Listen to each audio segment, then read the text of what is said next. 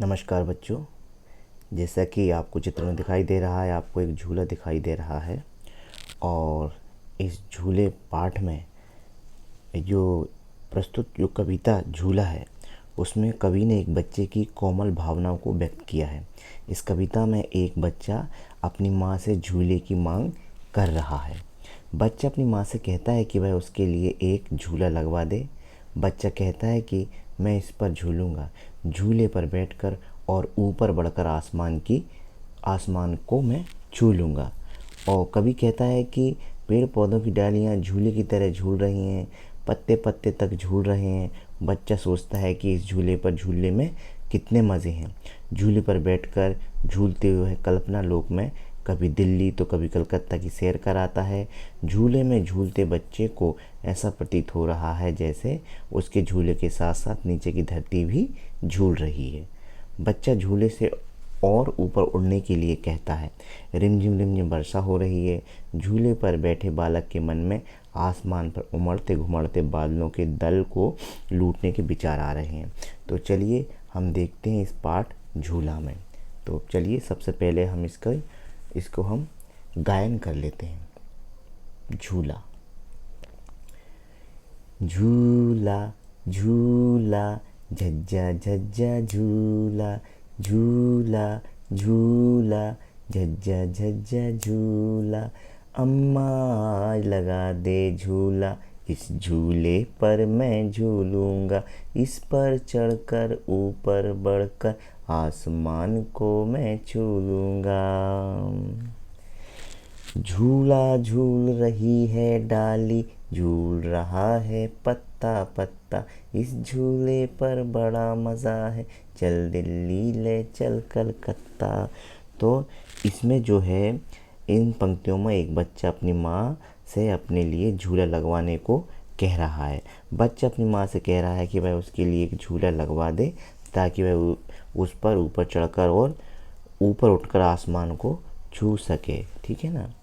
तो आप इसमें झूला का मतलब आपको मालूम है। झूला जो होता है पेड़ या छत से लटकी हुई रस्सियाँ जिन पर बैठकर झूला हम झूलते हैं। आसमान आपको मालूम ही है, आसमान का मतलब होता है आकाश। और डाली का मतलब होता है ये पेड़ की जो आपको डाली दिख रही है ना, इसको हम डाली कहते हैं। ये है आपकी डाली। ठीक है। और झूला जो है वो आपका यहाँ पे झूला ये डलाई हुआ है। चलिए अब हम अगली जो पंक्तियाँ उनको देखते हैं। अगली पंक्ति है। झूल रही नीचे की धरती, उड़ चल उड़ चल उड़ चल उड़ चल। बरस रहा है रिमझिम रिमझिम, उड़कर मैं लूटूं दल बादल। तो इसमें रिमझिम का मतलब होता है बारिश की हल्की फुहार। ठीक है ना, बारिश की हल्की फुहार। दल बादल का मतलब होता है बादलों के छोटे छोटे समूह को बालक जो है ना उड़कर उनको लूटना चाहता है।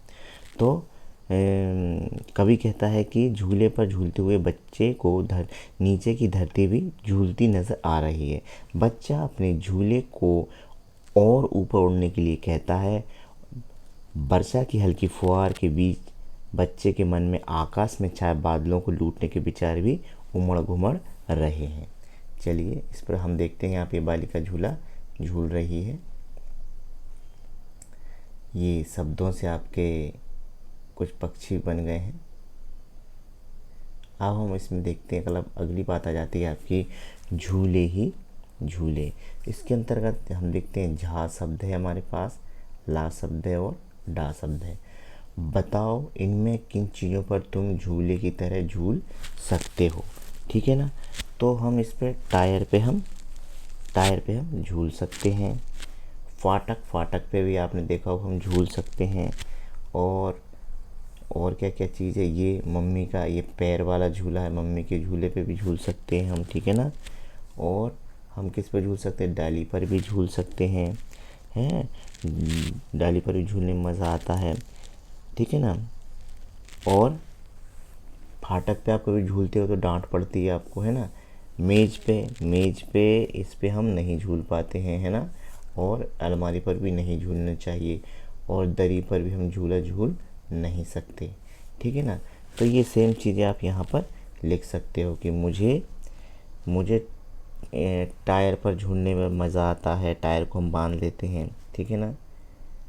आप यहाँ लिख सकते हो मुझे टायर, जो भी आप लिख सकते हो, टायर पर झूलने में मज़ा आता है। और मुझे गेट पर, ठीक है ना, मुझे डाली पर, डाली लिख लीजिए, मुझे डाली पर झूलने में डर लगता है, इस डाली पर, ठीक है ना। और डांट किस पर पड़ती है आप, मुझे फाटक पर, है ना, या गेट पर, मुझे फाटक पर झूलने पर डांट पड़ती है, ठीक है। इस प्रकार से हो गया। अगला हम देखते हैं, तुम इन झूलों पर भी झूले होगे, इन झूलों को तुमने कहाँ देखा है। तो ये हमें ये चीज़ें दी गई हैं, ये तो हमें कहाँ पे आपने देखा होगा, आपको इसको आपने देखा होगा। ये वाला, ये तो है आपका घर का आंगन, ठीक है ना। ये आप घर पे डालते हो ना, तो यहाँ पे डाल सकते हो आप ये चीज़ हो, ये है, यहाँ पे ही हो जाएगी घर का आंगन, ठीक है ना। ये वाला चीज़ आपने कहाँ देखी है, ये वाली चीज़ आपने देखी है मेले में, जब आप मेले जाते हो तो आपने वहाँ देखी है। और आपने बगीचे में ये चीज़ देखी, बगीचे में जब आप जाते हो टायर टंगे हुए मिलते हैं, ठीक है ना। और मेले में ही आपने ये चीज़ देखी, आप यहाँ पे लिख सकते हो मेला, ठीक है। और ये चीज़ आप कहाँ देखते हो, पार्क में, यहाँ पे पार्क लिखा जाएगा, ठीक। और ये भी पार्क में ही करते हो आप, सीसॉ, है ना। ये हो गया इस प्रकार। चलिए आगे देखते हैं हम, झूले से सुहानी को क्या क्या दिख रहा होगा। तो इस झूले से सुहानी एक बिल्ली है ना। ये जो बिल्ली दिख रही है आपको, ये इसका नाम सुहानी है। और ये सुहानी को आप आगे तक की कक्षा 5 तक पढ़ोगे तो इसको क्या क्या दिख रहा होगा, इसको दिख रहा होगा लड़का, ये जो है लड़का, ठीक, लड़की,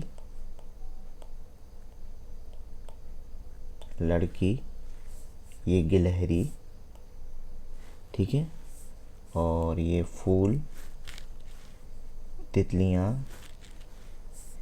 और इसको और क्या दिख रहा होगा, ये चिड़िया, एक डॉगी, एक खरगोश, बॉल या गेंद, और एक चूहा। इतनी चीज़ें सुहानी को दिख रही होंगी। चलिए आगे चलते हैं हम। इसके बाद आपको इसके बाद जो दिख रहा है, एक पिक्चर आ गया है, ठीक है ना। ये पहले वाला पिक्चर आ गया, इससे हमें मतलब नहीं है। इसके बाद जो पिक्चर आएगा आपका मिलाने का, ये वाला आपके काम का है। चलिए इसमें देखते हैं, हमको मिला देंगे। तो ठेला आपका कौन सा है, ये है आपका ठेला, ठीक है ना। और झूला आपका कौन सा है, आपका झूला ये है सीसॉ। पेड़ कहाँ है आपका, ये है। और गठरी कहाँ है आपकी, ये है, ठीक, ये मिल गया। खाली जगह भरो, फिर छुपने की जगहों पर बच्चों के चित्र बनाओ, ठीक है ना। तो ये क्या होगा, ये तो हो गया पेड़ के पीछे।